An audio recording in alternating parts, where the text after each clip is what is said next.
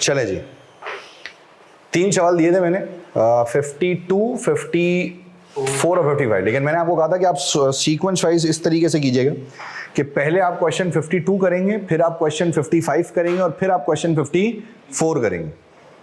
अच्छा, 52 तो सिंपल था, मिस्कीनो वाला, सही ना, उसकी तो स्ट्रेट फॉरवर्ड आप कह सकते हैं कि सीधी सीधी काफ से कच्ची चल रही थी माशरे के अंदर ना।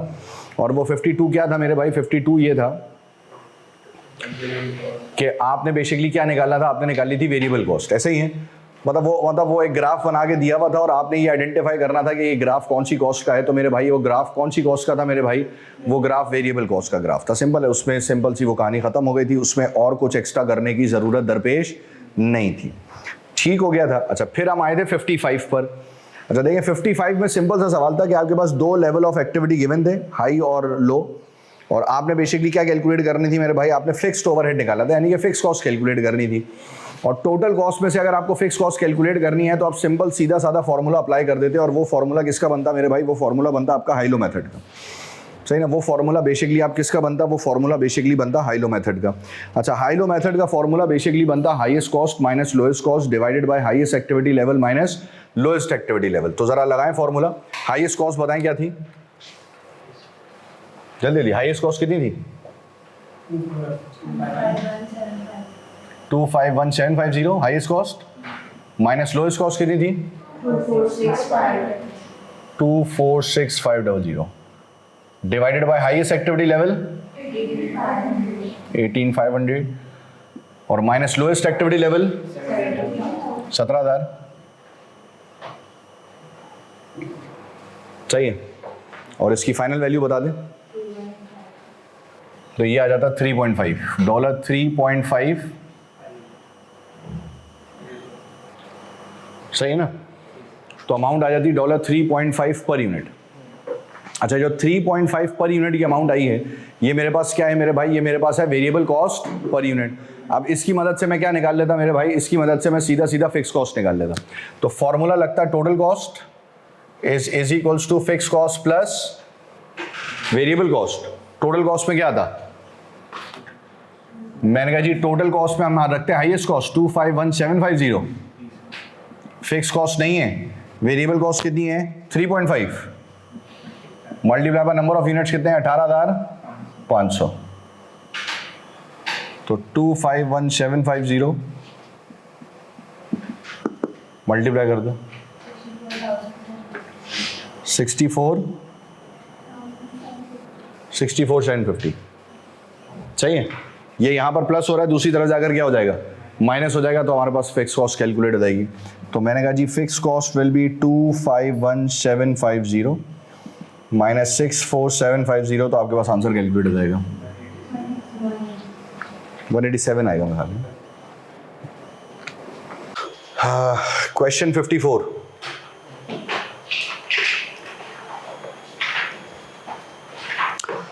दो लेवल ऑफ एक्टिविटी है आपके पास, अगेन हाईएस्ट और लोएस्ट। अच्छा, अगर आप इस सवाल को थोड़ा सा तरीके से पढ़े ना, मतलब आप सवाल को देखें और सवाल आपको देखें, तो जब आप एक दूसरे को देख लेंगे तमाम अफराद, तो आपको पता चलेगा कि सवाल में ना उसने फिक्स कॉस्ट निकाल कर दी हुई है, और उसने आपको कहा है कि if fixed overheads are estimated to cost 21675, fix cost उसने निकाल के दे दी है, और वो कितनी है 21675 की फिक्स कॉस्ट है। और उसने कहा है जी what is the estimated overhead cost if 16,200 square metres are to be cleaned. इसका मतलब है कि मुझे 16,200 यूनिट्स की टोटल कॉस्ट निकालनी है, समझ रहे हैं। जब हमने लास्ट क्लास में हाइलो मेथड कवर किया था तो उसमें हमने 2 चीजें पढ़ी थी, एक रिक्वायरमेंट थी फिक्स कॉस्ट की और एक रिक्वायरमेंट थी आने वाले टाइम में यूनिट्स की टोटल कॉस्ट की, कि भाई मैं अगले साल अगर इतने यूनिट्स बनाना चाहता हूं तो इतने यूनिट्स बनाने की टोटल कॉस्ट क्या होगी। तो ये 2 चीजें बेसिकली सवाल की रिक्वायरमेंट में मौजूद थी, जो हमने पढ़ी और समझी, जो हमने पढ़ी और समझी। ठीक हो गया था, यहां तक ये बात क्लियर हो गई थी। अच्छा, फिर उसके बाद आगे बढ़ जाओ, अब मुझे टोटल कॉस्ट निकालनी है। अच्छा, अब एक चीज तो ये है कि मेरे पास फिक्स कॉस्ट गिवन है, लेकिन इन केस चलें, मान लें कि सवाल में आप ये चीज पिक ना कर पाते कि फिक्स कॉस्ट गिवन है और आप फिक्स कॉस्ट निकालने जाते, तो आप उसी तरीके से प्रॉपरली सवाल सॉल्व कर लेते जिस तरीके से हम पहले से पढ़कर आए हुए हैं, उसमें कुछ नया तो था नहीं। जैसे देखो इसमें क्या लगता है, highest cost minus lowest cost. तो जरा बताओ सवाल में हाईएस्ट कॉस्ट कितनी है 83585 minus lowest cost 73950 divided by highest activity level 15100 minus lowest activity level 12750 और इसको सॉल्व करता तो फाइनल आंसर क्या आता 4.1। ठीक हो गया, तो मैंने कहा जी ये आंसर आ जाता 4.1 पर यूनिट। ठीक है भाई। अच्छा जी, अब मैंने कहा जी इक्वेशन लगेगी total cost is equals to fix cost plus variable cost. Total cost में मैं हमेशा कौन सी कॉस्ट रखूंगा, हाईएस्ट, तो मैंने हाईएस्ट कॉस्ट रखी, दैट इज 83585। फिक्स कॉस्ट नहीं है, वेरिएबल कॉस्ट इज 4.1 इंटू 15,100। तो मैंने कहा जी 83585 क्वेश्चन मार्क मल्टीप्लाई करो 61910 61910। तो अगेन वही वाली कहानी है कि 61910 यहां पर प्लस में है, दूसरी तरफ जाकर क्या हो जाएगा, माइनस हो जाएगा। तो फिक्स कॉस्ट कैलकुलेट हो जाएगी, तो फिक्स कॉस्ट आ जाएगी 83585 माइनस 61910। अमाउंट बता दें 24675।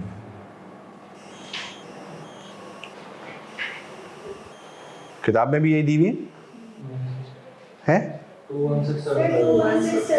तो मेरे तो ये भी 21675 आएगा। चेक करो, कैलकुलेशन चेक करो, 21675 आएगा ना। 83585 में से 61910 माइनस करेंगे तो आपके पास आ जाएगा 21675।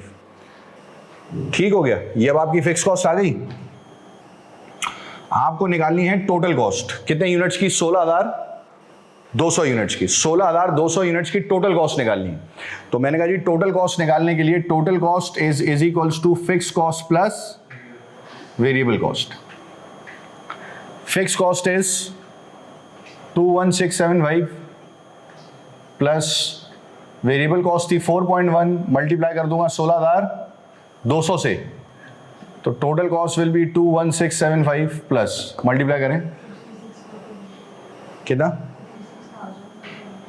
420, दोनों को प्लस करेंगे तो हमारे पास टोटल कॉस्ट कैलकुलेट हो जाएगी।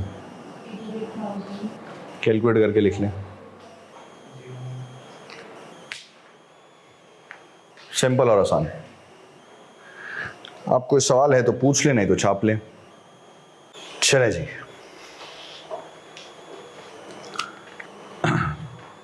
हेडिंग डाल देंगे लेबर।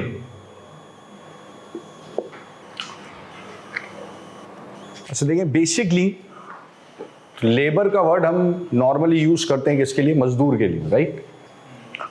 और इसको हमने थोड़ा सा सोफिस्टिकेटेड नाम दे दिया है एम्प्लॉई का। सुना है ना आपने, एम्प्लॉई एंड एम्प्लॉयर। अच्छा, एम्प्लॉई कौन होता है, किसी के अंडर काम करने वाला, और एम्प्लॉयर कौन होता है, मालिक। यानी कि जो बिजनेस का मालिक है वो एम्प्लॉयर है, और उसके अंडर काम करने वाला शख्स कौन कहलाया जाता है, मेरे भाई, एम्प्लॉई कहलाया जाता है। अच्छा, आप उसे एम्प्लॉय भी कह सकते हैं, या फिर उसे किसका नाम दे सकते हैं मेरे भाई, आप उसे लेबर का नाम भी दे सकते हैं। देखें, दोनों का मतलब जो है ना वो एक ही है। लेबर भी मजदूरी है, किसी के अंडर काम कर रहा है, एम्प्लॉय भी वही बंदा है। लेकिन अब एक छोटा सा मसला था, देखिए ना, साइकोलॉजिकल इशू है। अब आपने इसी से करके आप तैयार श्यार हो गए, टाई शाई लगाकर आप एक ऑफिस में गए और किसी ने आपको कहा गया तुम यहाँ लेबर हो, तो तुम्हारी हट जाएगी कि यार मैंने इतना पढ़ा हुआ है, ये मुझे लेबर बुला रहा है।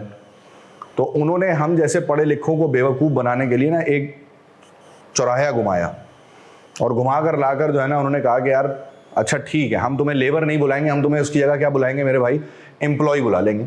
लेकिन अगर आप दोनों के लफ्जी मायने देखें ना, तो दोनों के लफ्जी मायने कॉमनली एक ही, labour and employ are the same person.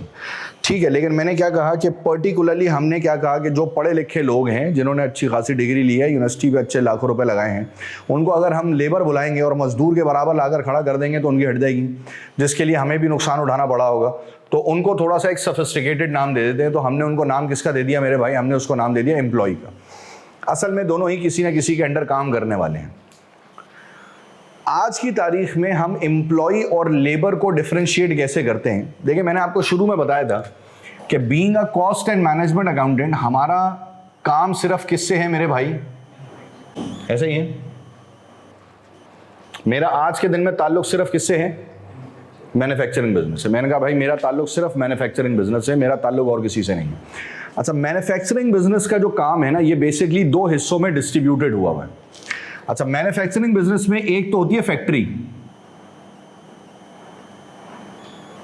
सही ना? एक बेसिकली फैक्ट्री है और दूसरा उसका बेसिकली क्या है? ऑफिस है। एक तरफ उसकी फैक्ट्री है और दूसरी तरफ उसका क्या है मेरे भाई? दूसरी तरफ उसका ऑफिस है। ठीक हो गया? ये बेसिकली उसके अंदर हम कंसिडर कर रहे होते हैं। अच्छा, अब सिलसिलाकार बेसिकली क्या है? देखिए, नॉर्मल रूल्स के मुताबिक अगर थोड़ा बहुत आपको कानून पता है, आपको रूल पता है, तो आपको इस चीज़ का आइडिया होगा कि फैक्ट्री जो है ना वो हमेशा शहर से दूर लगाई जाती है, शहर से बाहर। रेजिडेंशियल एरिया के अंदर फैक्ट्री लगाना अलाउड नहीं है, पूरी दुनिया में रूल है। तो फैक्ट्री हमेशा किससे बाहर लगाई जाएगी मेरे भाई? फैक्ट्री हमेशा शहर से बाहर लगाई जाएगी। और नॉर्मली ऐसा ही होता है, ताकि जो भी फैक्ट्री की एक तो ज़मीन आपको एक अच्छे बड़े पैमाने पर मिल जाएगी। शहर के अंदर लगाएंगे तो ज़मीन हासिल करने का मसला, फिर शहर के अंदर ज़मीन महंगी मिलती है, शहर के बाहर जो है वो ज़मीन क्या मिल जाएगी आपको? सस्ती मिल जाएगी, बड़े स्केल पर मिल जाएगी। फिर उसकी जो डिस्टर्बेंस होगी, फैक्ट्री की जो डिस्टर्बेंस होगी, उससे कोई दूसरा बंदा इफेक्ट नहीं होगा। जो पॉल्यूशन है, जो केमिकल वेस्टेज है, ट्रक आ रहे हैं, लेबर आ रहा है, दूसरे मसले मसाइल हैं, वो उसकी वजह से ना कोई दूसरा बंदा एटलीस्ट जो है ना वो डिस्टर्ब नहीं होगा। इस वजह से हम हमेशा शहर से दूर फैक्ट्री लगाते हैं। पाकिस्तान में भी ये रूल है। अब देखिए ना, हमारे पास जो इंडस्ट्रियल एरिया है उसे आप कहते हैं ना कुरंगी इंडस्ट्रियल एरिया। अब कुरंगी इंडस्ट्रियल एरिया नॉर्मली क्या है? देखो ना, नॉर्मली वो शहर से बाहर है। अब ये अलग मसला है कि शहर वहां तक चला गया, ठीक है ना, ये अब एक अलग इशू है। इसी तरीके से आप वो जब ये मोटरवे पे जाते हैं कराची से हैदराबाद, दादा भाई सीमेंट, लकी सीमेंट, अब ये सारी चीज़ें कहाँ हैं? ये बेसिकली नूरियाबाद और दोनों शहरों के बीचों बीच है। अब वो शहर बढ़ते बढ़ते वहाँ तक जा रहे हैं तो उनका कसूर तो नहीं है ना, उन्होंने तो फैक्ट्री लगाई हुई थी 20-25 साल पहले, और 20-25 साल पहले वहाँ तो आबादी नाम की कोई चीज़ थी नहीं। अब आबादी वहाँ बढ़ रही है तो उनका तो नहीं कसूर ना, उन्होंने तो लॉजिकली शहर से बाहर फैक्ट्री लगाई थी ताकि कोई बंदा डिस्टर्ब ना हो। अब आप समझे ना, अब आपने लगाई लकी सीमेंट नूरियाबाद, यहाँ से 80 किलोमीटर दूर, वहाँ सीमेंट बन रहा है और सीमेंट की ज़रूरत कहाँ है? शहर में। अब आप अपना घर बना रहे हैं, आपको चाहिए 15 पैकेट सीमेंट के, आप कहाँ जाएंगे? नूरियाबाद। आपने चाबी उठाई, आपने गाड़ी स्टार्ट की और आप गए नूरियाबाद, 15 पैकेट गाड़ी की डिग्गी में रख के लेकर आ रहे हैं आप, सही ना? तो अब आने जाने में आपका टाइम लगेगा, फ्यूल लगेगा, तो आपका मेरे ख्याल में फ्यूल इतना खर्च हो जाएगा जितने के सीमेंट के पैकेट होंगे, ठीक है? तो ऑटोमेटिकली मसला क्या है? मसला ये है कि मुझे ये बात पता है कि यार मैं बैठा हूँ शहर से दूर, मैं शहर से दूर प्रोडक्ट बना रहा हूँ, लेकिन प्रोडक्ट की ज़रूरत शहर के अंदर है। अब ये वाला बंदा हर दफ़ा थोड़ी मेरे पास फैक्ट्री में आएगा चीज़ें परचेज करने के लिए। तो हमने क्या किया, हमने शहर के बीचों बीच एक ऑफिस बना लिया। हमने कहा भाई जितनी भी परचेज और सेल होगी ना वो उस ऑफिस में होगी। इसका मतलब ये है कि लकी सीमेंट का एक ऑफिस होगा कराची शहर के अंदर एक जगह पर, शराय फैसल वगैरह पर, ठीक है? आपने अगर सीमेंट परचेज करना है तो आप उस ऑफिस में जाएंगे, उसको ऑर्डर लिखवाएंगे। फॉर एग्जांपल मुझे 100 पैकेट चाहिए थे, मैंने उसको लिखा कि भाई मुझे 100 पैकेट सीमेंट के जाएंगे। उसने कहा जी ठीक है, फला टाइम तक आपके पास पहुंच जाएंगे। उसने 100 पैकेट के पैसे निकाले, आपने 100 पैकेट के पैसे निकाले, उसको पे कर दिए। उसने फैक्ट्री फ़ोन कर दिया कि भाई 100 पैकेट भिजवा दो, आपसे लोकेशन ले ली। अब फैक्ट्री से ट्रक निकलेगा, डायरेक्टली आपकी लोकेशन पर आकर 100 पैकेट सीमेंट के उतार देगा। इसका मतलब है कि जितनी भी परचेजिंग और सेलिंग की डीलिंग है ना, वो डीलिंग कहां पर हो रही है? ऑफिस पर। ये चीजें सारी बन कहां रही हैं मेरे भाई? फैक्ट्री में बन रही हैं।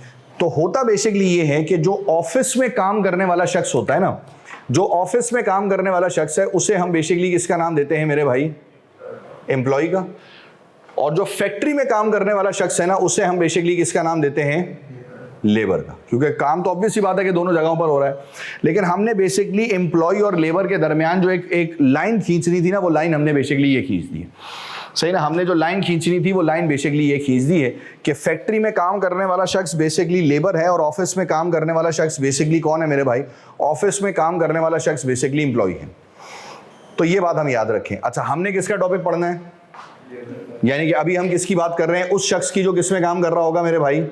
फैक्ट्री में काम कर रहा होगा, सही ना? अभी हम बात कर रहे हैं उस शख्स की जो बेसिकली किस में काम कर रहा होगा? हम उस शख्स की बात कर रहे हैं जो कि बेसिकली फैक्ट्री में काम कर रहा होगा। ठीक हो गया? अब आप फैक्ट्री में जाएंगे, आप यूनिट्स बनाएंगे। सबसे बड़ा मसला जो आप लेबर को हायर करते हुए आता है ना, जो सबसे बड़ा पंगा है किसी भी जगह पर, जो सबसे बड़ा इशू है, जो सबसे बड़ा पंगा है, that is the payment method. सही ना? जो सबसे बड़ा इशू है, जो सबसे बड़ा मसला है, वो बेसिकली किसका है मेरे भाई? वो बेसिकली पेमेंट मेथड का है। कि जब मैं लेबर को पैसे पे करने जाऊंगा तो सवाल ये उठता है कि लेबर को पैसे पे करने का तरीकाकार क्या है? सही ना? जब मैं लेबर को पैसे पे करने जाऊंगा तो सबसे मेन चीज ये है कि लेबर को पैसे पे करने का तरीकाकार क्या है। अच्छा देखिए, लेबर को पैसे पे करने के ना मल्टीपल तरीकेकार है, और हर फैक्ट्री के अंदर या हर बिजनेस के अंदर इनको पैसे पे करने का जो तरीकाकार है वो कंपैरेटिवली क्या है? डिफरेंट है। कोई रोजाना की बेसिस पर दे रहा है, कोई घंटों के हिसाब से दे रहा है, कोई यूनिट बनाने के हिसाब से दे रहा है, किसी की सैलरी फिक्स्ड है, कोई हफ्ते के हिसाब से दे रहा है, कोई 15 दिन के हिसाब से दे रहा है। सबका अलग अलग मसला है। क्योंकि देखो, बेसिकली पेमेंट से रिलेटेड ना हम कोई फिक्स रूल्स एंड रेगुलेशंस बना नहीं सकते। अब ये हर फैक्ट्री का इंटरनल मसला है मेरे भाई, हर बिजनेस का अपना मसला है। तो आप खुद देख लो, आपने एक लेबर रखा है तो आप उसकी काबिलियत के हिसाब से देख लो कि आपने उसको कितने पैसे देने हैं। हर बंदे को आप एक जैसे पैसे नहीं दे सकते ना, ऑब्वियस सी बात है कि काबिलियत के हिसाब से आपको थोड़ा बहुत डिफरेंशिएट करना पड़ेगा। तो ये एक सबसे बड़ा मसला है। लेकिन मैंने कहा अच्छा यार, अब ये इतने सारे मेथड्स तो पढ़ना हमारे लिए पॉसिबल नहीं है, तो हमने निकाले 3 की मेथड्स। हमने वो 3 मेथड्स बाहर निकाले जो इस वक्त सबसे ज्यादा इस्तेमाल होने वाले मेथड्स हैं। देखिए, इस बात को समझें कि हर कंपनी या हर बिजनेस के काम करने का जो पैटर्न होता है ना, जो तरीकाकार होता है, वो कंपैरेटिवली डिफरेंट होता है। हम हर चीज तो पढ़ नहीं सकते, ऑब्वियस सी बात है। अगर 80 मेथड हैं तो हम 80 मेथड तो नहीं पढ़ सकते ना। चलो 80 भी छोड़ दो, अगर 15 मेथड भी हैं तो सर 15 मेथड भी तो नहीं पढ़ सकते ना। 15 के 15 मेथड कैसे पढ़ेंगे? तो हम बेसिकली क्या करते हैं कि हम ये देखते हैं कि भाई इसमें से सबसे ज्यादा कौन सी चीज फॉलो होती है। सही ना? हम ये देखते हैं कि इसमें से सबसे ज्यादा कौन सी चीज फॉलो होती है। तो हम ये जब देखेंगे कि सबसे ज्यादा कौन सी चीज फॉलो होती है तो automatically that will be considered as your payment method. और मैंने कहा कि जी 3 मेथड ऐसे हैं, पेमेंट मेथड्स में 3 मेथड ऐसे हैं जो सबसे ज्यादा फॉलो किए जा रहे होते हैं। 3 मेथड्स ऐसे हैं जो सबसे ज्यादा फॉलो किए जा रहे होते हैं। और वो 3 मेथड्स कौन कौन से हैं? मैंने कहा जी उसमें सबसे पहले आएगा पर यूनिट, पर डे और पर आवर। ये साथ साथ कॉपी करते जाएंगे आप लोग। 3 की मेथड्स हैं, यानी कि लेबर को पे करने के मैंने आपको बताया वैसे तो कई सारे मेथड्स बनते हैं, लेकिन इनमें से 3 की मेथड्स हैं जिनको हम बेसिकली क्या नाम देंगे? जिनको हम बेसिकली नाम देंगे पर यूनिट का, पर डे का और पर आवर का। ये वो 3 मेथड्स हैं जो इस वक्त वर्ल्ड वाइड सबसे ज्यादा इस्तेमाल होने वाले मेथड्स हैं लेबर की पेमेंट के हिसाब से। कि जब मैं लेबर को पे करने जा रहा होता हूं तो ये वो मेथड्स हैं जो कि सबसे ज्यादा इस्तेमाल किए जा रहे होंगे, जो सबसे ज्यादा यूज किए जा रहे होंगे। These are the payment methods. क्या ये बात क्लियर है? पर यूनिट मैंने लेबर को रखा, मैंने कहा काके ये चीज़ बनानी है और उसके साथ एक रेट डिसाइड कर लिया। फॉर एग्जांपल मैंने कहा कि मैं तुझे दूंगा $4 पर यूनिट। मैं तुझे क्या दूंगा? $4 पर यूनिट। $4 पर यूनिट के हिसाब से मैं तुझे दूंगा। अब वो $4 मैंने उसके हवाले किया। मैंने कहा भाई तू जितने यूनिट भी बनाएगा ना, फॉर एग्जाम्पल तूने 100 यूनिट बनाए तो मेरे पास आएगा तो 100 × 4, $400 तेरे हाथ में रखूंगा, भेज दूंगा। तू 200 यूनिट बनाएगा $800 हो जाएंगे। तू 250 यूनिट बनाएगा $1000 हो जाएंगे। तू जितने यूनिट्स बनाएगा तुझे उतने यूनिट्स के हिसाब से पैसे दूंगा और रफू चक्कर करूंगा। सिंपल सी कहानी। ठीक, उसने कहा जी ठीक है। अच्छा, पर डे तो आपने सुन रखा होगा ना, सबसे बेस्ट दिहाड़ी सिस्टम जिसे हम कहते हैं ना, वो दिहाड़ी सिस्टम बेसिकली क्या है? आओ काम करो, 1 दिन के पैसे लो, घर जाओ, शाबाश। ठीक है ना? ये लेबर तबके में बहुत ज़्यादा ही है। सही ना? ये जो पर डे वाला कॉन्सेप्ट है ये आपको लेबर तबके के अंदर जो है ना वो सबसे ज़्यादा नज़र आ रहा होगा, तो वो बेसिकली ये आ जाता है। और फिर per hour, one of the most commonly used area. Per hour 1 घंटे के हिसाब से पैसे मिल रहे हैं। और पर आवर तो अब एक अच्छी जॉब्स पे पर आवर के हिसाब से पैसे पे किए जा रहे होते हैं। लाइक फॉर एग्जाम्पल टीचिंग, आप देखें ना, ये जो यूनिवर्सिटीज़ वगैरह हैं इनकी एक तो होती है ना परमानेंट फैकल्टी, एक इनकी होती है विजिटिंग फैकल्टी। कि भाई एक आध कोर्स पढ़ाना है, टीचर के पास टाइम नहीं है, अब मैंने कहा यार एक कोर्स पढ़ाने के लिए फुल फ्लैश पूरा टीचर क्या रखे हैं, बाहर से एक बंदा पकड़ते हैं, उसको पैसे देंगे, पढ़ाएगा, निकालेंगे, शाबाश बिस्मिल्लाह पढ़ के, ठीक है ना। तो उसे हम बेसिकली किसका नाम देते हैं, उसे हम नाम देते हैं विजिटिंग फैकल्टी। अच्छा, जो विजिटिंग फैकल्टी होती है उसको भी जो हम पैसे वैसे दे रहे होते हैं वो किसके हिसाब से दे रहे होते हैं, पर आर के हिसाब से दे रहे होते हैं, सही ना। उसको भी जो हम पैसे दे रहे होंगे वो किसके हिसाब से दे रहे होंगे मेरे भाई, वो पर आर के हिसाब से दे रहे होते हैं। तो ये 3 की मेथड्स हैं जो कि सबसे ज्यादा पूरी दुनिया में यूज होते हैं लेबर को पैसे पे करने के लिए, जिसमें से हम स्टार्ट करते हैं with the concept of per unit. अब पर यूनिट का मसला ये है कि मैंने एक लेबर को हायर किया, फॉर एग्जांपल मैं एक कंपनी में गया, मुझे एक कंपनी ने हायर किया और उसने कहा देखो तुम जितने भी यूनिट्स बनाओगे ना, मैं तुम्हें पर यूनिट के हिसाब से $5 पे करूंगा। ठीक है, हमारे दरमियान बात डिसाइड हो गई, $5 पर यूनिट के हिसाब से मिलेंगे। अब मैं अगले दिन आया और अगले दिन आकर, क्योंकि मैं नया नया था तो अब जाहिर सी बात है काम सीखने में टाइम लगेगा, अब स्पीड का लेवल वो नहीं होगा, कोई 3, 4, 6, 8 महीने जब वो काम करूंगा तो फिर स्पीड का लेवल बढ़ेगा ना, ये तो ऑब्वियस सी बात है, ये तो नॉर्मल सी सिचुएशन है। तो मैंने काम करना शुरू किया, काम करता गया करते करते जब पूरा दिन मैंने काम किया ना 9 to 5 का, तो मैंने बनाए तकरीबन 70 यूनिट। अच्छा, ₹5 उससे डिसाइडेड थे, 70 यूनिट मैंने बनाए, 7 into 5 जेब में डाले, घर चला गया। फिर अगले दिन आया, फिर यूनिट्स बनाए, 60-65 यूनिट बने, पैसे लिए, घर चला गया। फिर तीसरे दिन, चौथे दिन, 5वें दिन, 1 हफ्ता, 2 हफ्ते, 3 हफ्ते, तीसरे हफ्ते तक मैं तकरीबन 100 के करीब यूनिट बनाने लग गया। लेकिन इन 3 हफ्तों में ना मैंने एक चीज चेक की कि जो मेरे बराबर वाला शख्स था ना, जिसको काम करते हुए 8 साल हो गए हैं और बड़ा कुछ चीता काम करता था, मैं जितनी देर में 1 यूनिट बनाता था वो 6 बना के निकल जाता था। तो मैंने देखा ना वो ना बहुत सीरियस होकर काम नहीं कर रहा था, वो भी मेरे साथ बनाता था, 150-200 यूनिट बनाता था और 150-200 यूनिट बना के पैसे लेके जेब में घर चला जाता था। जबकि अगर वो फुल फ्लैश काम करता ना तो मेरे हिसाब से वो तकरीबन 400-500 यूनिट बना देता। तो मैं उसको कंटिन्यूस बेसिस के ऊपर देख रहा था कि वो आता है सुबह, आगे पहले चाय शाय पीता है, अंगड़ाइयाँ लेता है, मॉल शॉल बनाता है, फिर थोड़े बहुत यूनिट बनाता है, थोड़े बहुत यूनिट बना के मोबाइल पे गेम खेलने लग जाता है, फिर उसके बाद थोड़े बहुत यूनिट बनाता है, फिर फैक्ट्री का चक्कर लगाने लग जाता है, फिर 3-4 लोगों से मस्ती करके वापस आता है, फिर प्रोडक्शन करता है, फिर खाना खाने चला जाता है, फिर खाना खा के वापस आके चाय शाय पी के फिर थोड़ी बहुत प्रोडक्शन करता है और घर चला जाता है। अब मैं 2-3 हफ्ते, 4 हफ्ते, 5 हफ्ते हो गए, अब 1.5 महीना हो गया, मैंने कहा यार ये चल क्या रहा है, मैं इतनी मेहनत से काम कर रहा हूँ, मैं फुल फ्लैश काम कर रहा हूँ, मैं उतने यूनिट्स नहीं बना पाता, इसके पास एक्सपीरियंस है, ये यूनिट्स बना सकता है, लेकिन ये यूनिट बना नहीं रहा।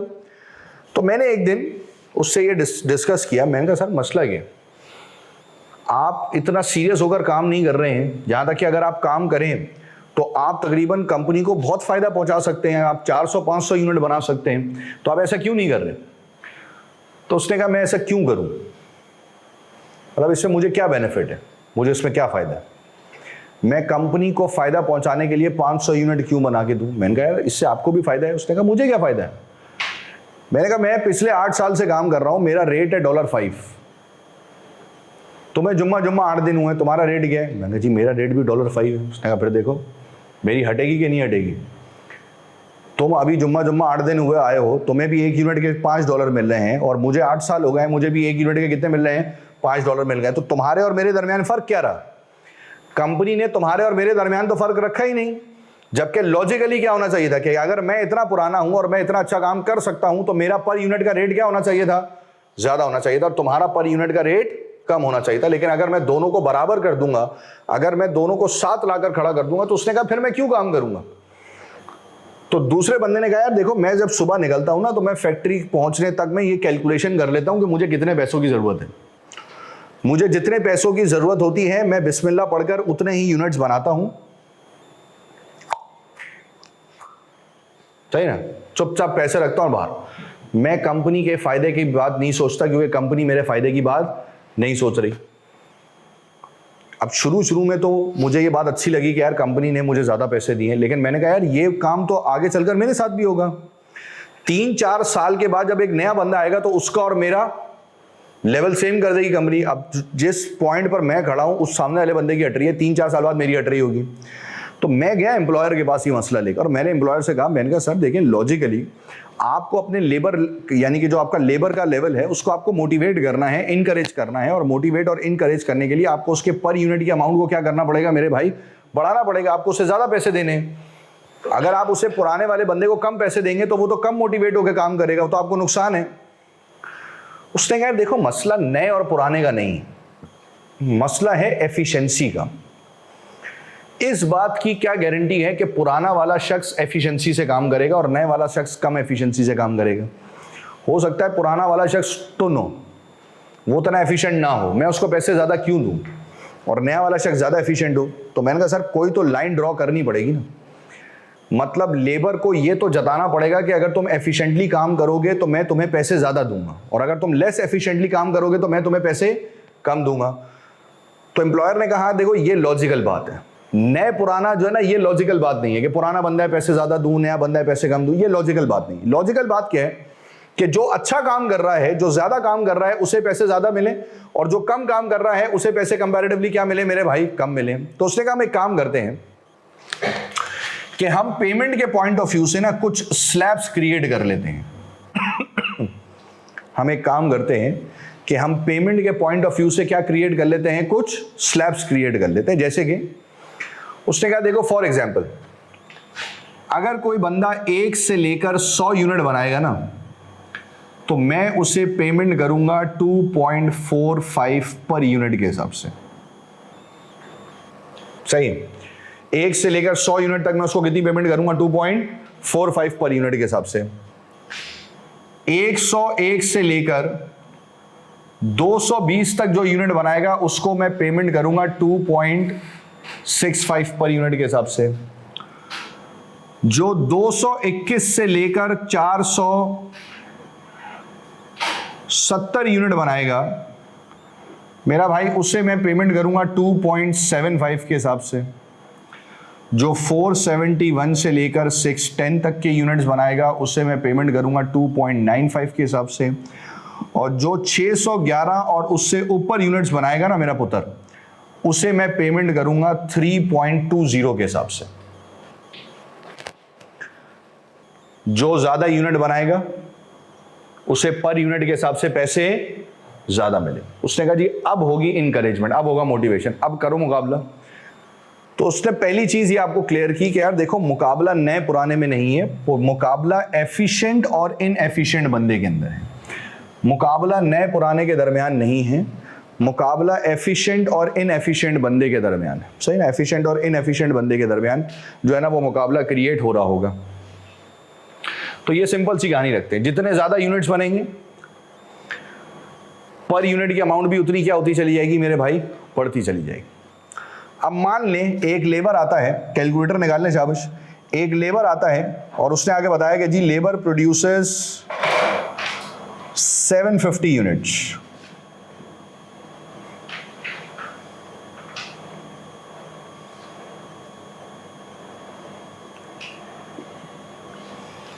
लेबर प्रोड्यूसेस 750 यूनिट, 750 यूनिट्स बनाए लेबर ने। और मैंने क्या कहा, मैंने कहा कि भाई calculate the total cost. Labour ने 750 यूनिट्स बनाए और मैंने क्या कहा कि मैंने कहा भाई कैलकुलेट द टोटल कॉस्ट। अब लेबर टहलता हुआ आया, मैंने लेबर से पूछा आप उत्तर कितने यूनिट्स बनाए, उसने बोला 750। तो मुझे बताओ मैं 750 यूनिट्स के पैसे कितने दूंगा, 3.20। तो एम्प्लॉयर ने कहा देख बेटा इतनी अंधी नहीं लगी हुई, तुझे स्लैब वाइज पैसे मिलेंगे हर स्लैब के। मैंने कहा मतलब, उसने कहा जब तुम आए ना और तुमने मुझे बोला कि सर मैंने 750 यूनिट्स बनाए हैं, तो अब मैं तुम्हें पेमेंट किस तरीके से करूंगा कि उन 750 यूनिट्स में से पहले 100 यूनिट्स पर मैं तुम्हें पैसे दूंगा कितने, 2.45। उठाएं कैलकुलेटर शाबाश। मैंने कहा जी पहले 100 यूनिट्स पर तुम्हें पैसे मिलेंगे 2.45 के हिसाब से। तो 100 इंटू 2.45 विल बी 245। एग्रीड। फिर अगला स्लैब कहां से कहां तक का है, अभी कॉपी ना करें, अभी कैलकुलेटर हाथ में पकड़े और सामने देखें बस। दूसरा स्लैब कहां से कहां तक का है, 101 से 220। अब सवाल यह है कि ये जो दूसरा स्लैब है इसके अंदर कितने यूनिट्स बने हैं? 220। दूसरे स्लैब में 220 यूनिट है। 220 उस वक्त होते जब दूसरा स्लैब कहां से स्टार्ट होता? 1 से। अभी ये शुरू हुआ है 101 से। इसका मतलब है कि मुझे दूसरे स्लैब में कितने यूनिट्स बने हैं ये कैलकुलेट करने होंगे, और दूसरे स्लैब के नंबर ऑफ यूनिट्स कैलकुलेट करने के लिए मैं क्या करूंगा? मैं 220 में से 100 को माइनस कर दूंगा। 220 में से 100 को क्या कर दूंगा? माइनस कर दूंगा। मैंने जब 220 में से 100 को माइनस किया तो मुझे पता चला कि दूसरे स्लैब में टोटल नंबर ऑफ यूनिट्स कितने बने? 120। दूसरे स्लैब में टोटल नंबर ऑफ यूनिट्स कितने बने हैं? 120 यूनिट। तो उन 120 यूनिट के मैं तुम्हें कितने पैसे दूंगा? 2.65। तो मैंने कहा भाई अगले 120 यूनिट पर तुम्हें मिलेंगे 2.65 के हिसाब से। कितने? 318। ठीक हो गया। तीसरा स्लैब 221 से 470, ऐसा ही है ना? 221 से 470 तीसरे स्लैब के यूनिट्स निकालने पड़ेंगे, और तीसरे स्लैब के यूनिट्स निकालने के लिए मैं क्या करूंगा? मैं 475 में से 220 को माइनस कर दूंगा। तो 470 में से 220 को माइनस किया तो बताओ तीसरे स्लैब के अंदर टोटल नंबर ऑफ यूनिट्स कितने बनेंगे? 250। 470 में से 220 माइनस होगा, कितने यूनिट्स बनेंगे? 250 यूनिट्स। ऐसा ही है ना भाई? 470 में से 220 माइनस होगा, कैलकुलेटर का इस्तेमाल करेंगे। 470 में से 220 माइनस होगा तो तीसरे स्लैब में टोटल कितने यूनिट्स बनेंगे? 250 यूनिट्स। 250 यूनिट्स, और उन 250 यूनिट्स के पैसे कितने मिलेंगे मेरे भाई? 2.75। 250 इंटू 2.75 687.5। ठीक हो गया भाई। चौथा स्लैब, नंबर ऑफ यूनिट्स निकालूं। नंबर ऑफ यूनिट्स निकालने के लिए क्या करूंगा? 610 में से 470 को माइनस कर दूंगा। 610 में से 470 को माइनस करो, क्या आया? 140। इन 140 यूनिट्स के पैसे कितने मिलेंगे? 2.95।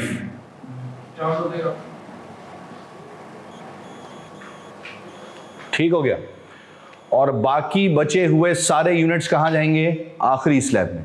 बाकी बचे हुए सारे यूनिट्स कहां जाएंगे? आखिरी स्लैब में। कितने यूनिट्स के पैसे मिल गए? इसके मिल गए, इसके भी मिल गए, इसके भी मिल गए, इसके भी मिल गए, यानी कि टोटल 610 यूनिट के पैसे मिल गए। बोर्ड पे देखो टोटल कितने यूनिट्स के पैसे मिल गए? आउट ऑफ 750 में से 610 यूनिट के पैसे मिल गए। 750 में से 610 यूनिट के पैसे मिल गए तो कितने यूनिट्स बचे? 140। अब वो जो आखिरी 140 यूनिट है, वो आखिरी 140 यूनिट कौन से स्लैब में जाएंगे? आखिरी वाले स्लैब में। और आखिरी वाले स्लैब में उन पे पैसे कितने मिलेंगे? 3.20। तो मैंने कहा जी 140 इंटू 3.20 448। इन सबको प्लस कर दूंगा तो मेरे पास कैलकुलेट हो जाएगी टोटल कॉस्ट।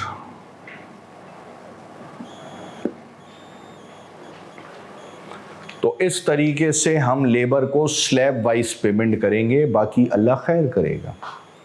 इस तरीके से हम लेबर को स्लैब वाइज पेमेंट करेंगे, बाकी मैंने आपको बताया कि अल्लाह खैर करेगा। क्या ये बात क्लियर है? कोई मसाइल, कोई सवाल? अब आप तसल्ली से छाप लें,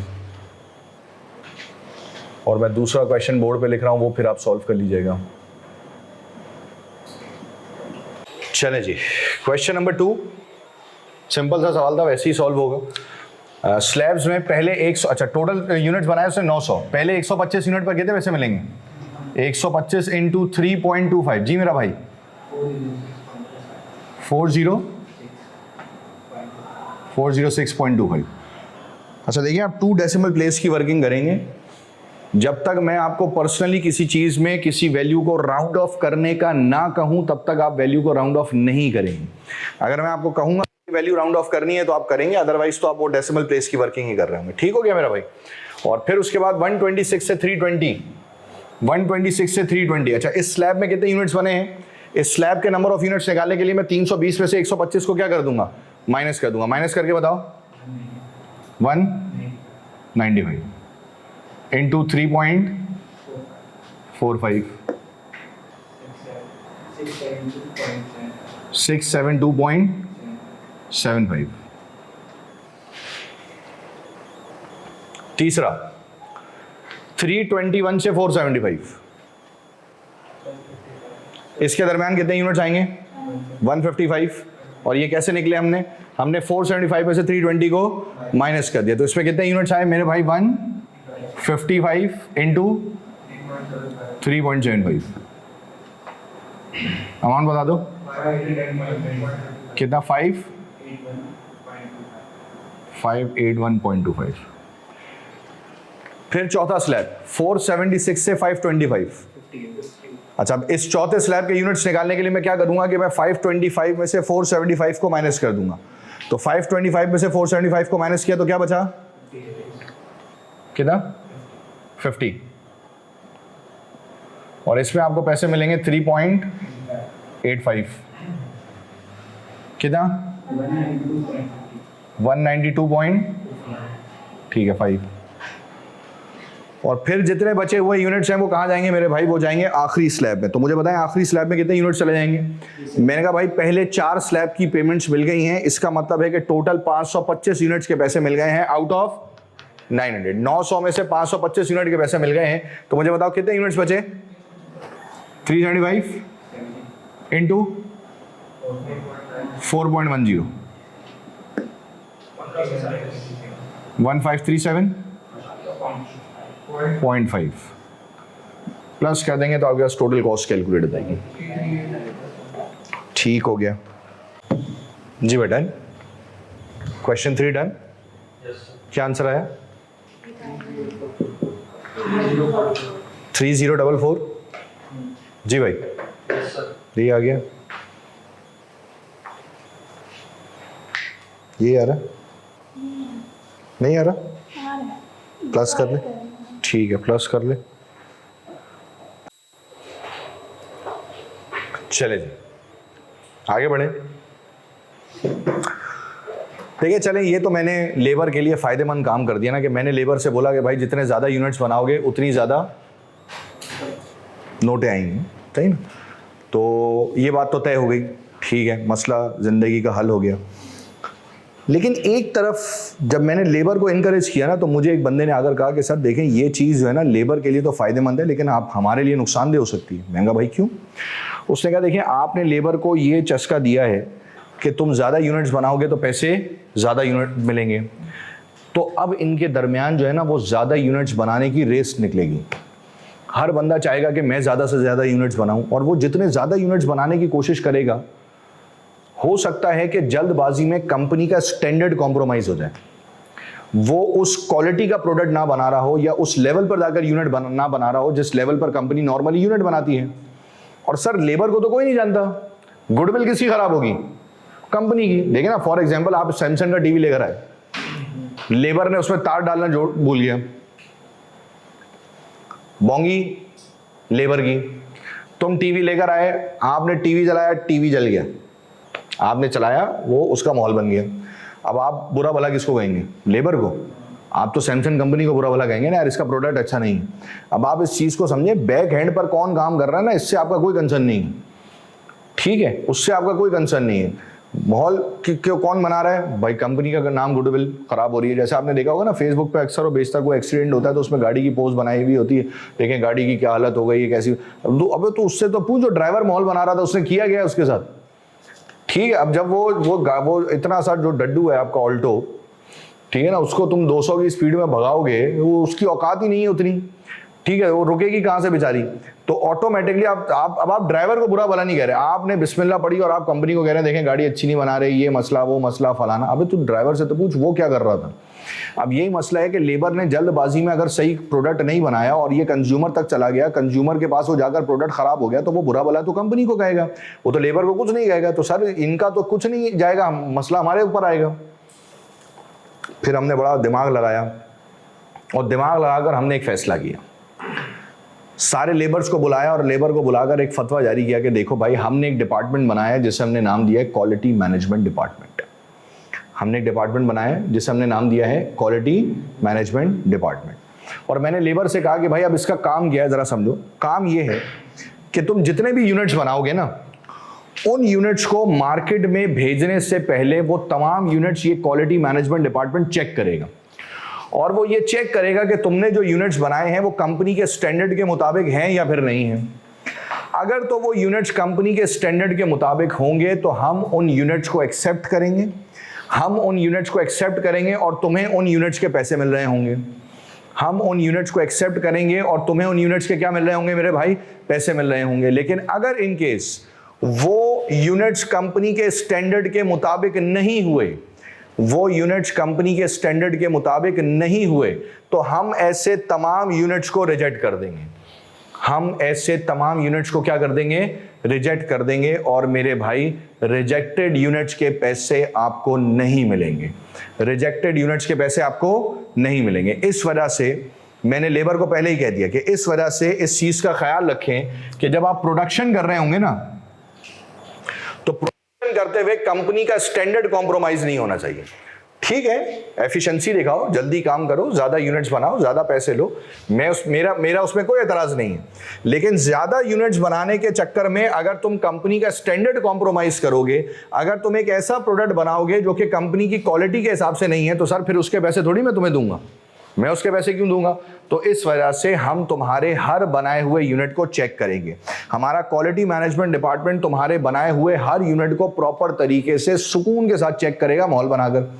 और चेक करने के बाद फिर हम ये देखेंगे कि वो कंपनी के स्टैंडर्ड के मुताबिक हैं या फिर कंपनी के स्टैंडर्ड के मुताबिक नहीं है। अगर वो कंपनी के स्टैंडर्ड के मुताबिक होंगे तो हम तुम्हें उसके पैसे देंगे, कंपनी के स्टैंडर्ड के मुताबिक होंगे तो हम तुम्हें पैसे देंगे, कंपनी के स्टैंडर्ड के मुताबिक नहीं होंगे तो हम ऐसे तमाम यूनिट्स को क्या कर देंगे मेरे भाई? रिजेक्ट कर देंगे। और ये बात आप याद रखेंगे कि आपको रिजेक्टेड यूनिट्स के पैसे नहीं मिलेंगे। आप ये बात याद रखेंगे कि आपको रिजेक्टेड यूनिट्स के पैसे नहीं मिलेंगे। इस चीज को आपने जहन में रखना है, बाकी अल्लाह खैर करेगा। क्लियर है बात यहां तक? फॉर एग्जाम्पल जरा क्वेश्चन कॉपी कर लें। चले जी, अब जरा सवाल की तरफ देख लें ताकि सवाल भी आपको देखें। स्लैब्स वही हैं 1 से 135, फिर 136 से 225, 226 से 450, 451 से 590, 591 and above. Labour produces 850 units. Labour ने कितने यूनिट्स प्रोड्यूस किए मेरे भाई? 850 यूनिट्स प्रोड्यूस किए हैं, out of which 60 units were rejected. So out of which 60 units were rejected, calculate the total cost. ठीक है, टोटल कितने यूनिट्स बनाए? 850, जिसमें से 60 यूनिट क्या हो गए मेरे भाई? रिजेक्ट हो गए। अच्छा, मेन सवाल हमारे जहन में कभी कभार ये आता है कि सर ये जो 60 यूनिट रिजेक्ट हुए ना, ये कौन से स्लैब में से माइनस होंगे? भाई स्लैब तक तो अभी हम पहुंचे ही नहीं है ना सर, ये तो शुरू में ही माइनस हो जाएंगे। बिल्कुल स्टार्टिंग में टोटल यूनिट्स में से रिजेक्टेड यूनिट्स माइनस करके जो यूनिट्स बचेंगे, फिर उन यूनिट्स के ऊपर हम क्या अप्लाई करेंगे? स्लैब अप्लाई करेंगे। जैसे फॉर एग्जांपल मैंने लेबर को बुलाया, मैंने कहा देख काके तूने यूनिट्स कितने बनाए थे? उसमें से 60 यूनिट हमारी कंपनी के स्टैंडर्ड के मुताबिक, उसके पैसे हम तुझे नहीं देंगे। तो 850 में से 60 यूनिट के पैसे हम तुझे नहीं देंगे, तो हम तुझे कितने यूनिट्स के पैसे देंगे? 790। सॉरी, हम तुझे जो पैसे देंगे वो देंगे 790 यूनिट्स के। अब इन 790 यूनिट्स पर एक एक करके स्लैब अप्लाई होना शुरू होंगे। ठीक है, तो जो यूनिट्स रिजेक्टेड है ना, वो किसी स्लैब में से माइनस नहीं होंगे। मतलब ऐसा नहीं है कि आप सोच रहे हैं कि ये पहले वाले स्लैब में से माइनस होंगे, दूसरे वाले में से या आखिरी वाले में से। मेरे भाई किसी में से माइनस नहीं होंगे। स्लैब पर तो कहानी बाद में जाएगी, ये बिल्कुल शुरू में इनिशियल बेसिस पर माइनस हो जाएंगे। मैं लेबर को बुलाकर पूछूंगा कितने यूनिट्स बनाए हैं, वो मुझे बताएगा 850। मैं फिर पूछूंगा अच्छा उसमें से कितने यूनिट्स एक्सेप्ट हुए हैं, तो उसने बोला सर एक्सेप्ट तो बहुत सारे हुए हैं, रिजेक्टेड बता देता हूं कि 60 यूनिट ऐसे थे जो कि कंपनी के स्टैंडर्ड के मुताबिक नहीं थे, तो उन 60 यूनिट्स को हमने क्या कर दिया है? रिजेक्ट कर दिया है। तो मेरे भाई 850 में से 60 गए तो बचे कितने? 790 यूनिट्स। यानी कि जो टोटल पेमेंट होगी वो कितने यूनिट्स की होगी? वो 790 यूनिट्स की पेमेंट की जा रही होगी।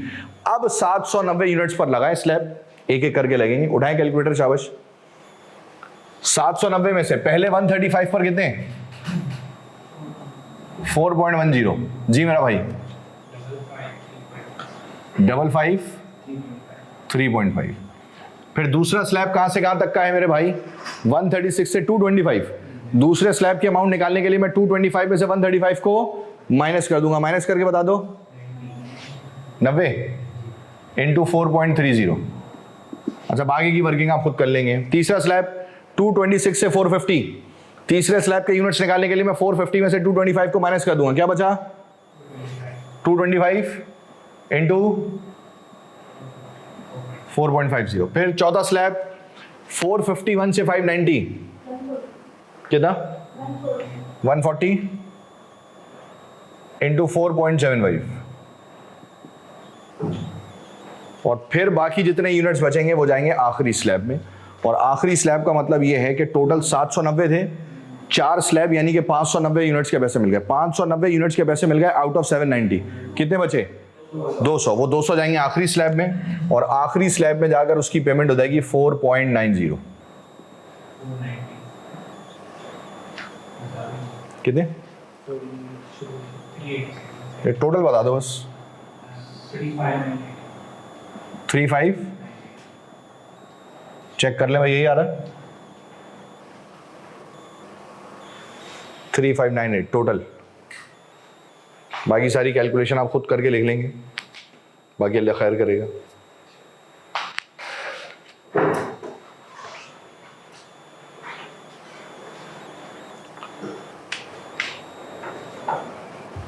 और एक सवाल मैं और बोर्ड पे लिख रहा हूँ, वो आपका होमवर्क है, वो कॉपी कर लीजिएगा, घर से सॉल्व करके लेकर आइएगा। फिर हम नेक्स्ट क्लास में उसको डिस्कस कर लेंगे और आगे बढ़ेंगे। लेकिन इसका टोटल मुझे बता दें, यही आ रहा है 3598। ठीक है।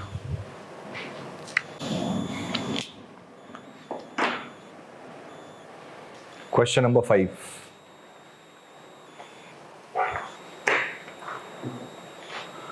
कॉपी कर लें, घर से सॉल्व करके लेकर आइएगा। नेक्स्ट क्लास में इंशाल्लाह हम इसका आंसर डिस्कस कर लेंगे और आगे बढ़ेंगे।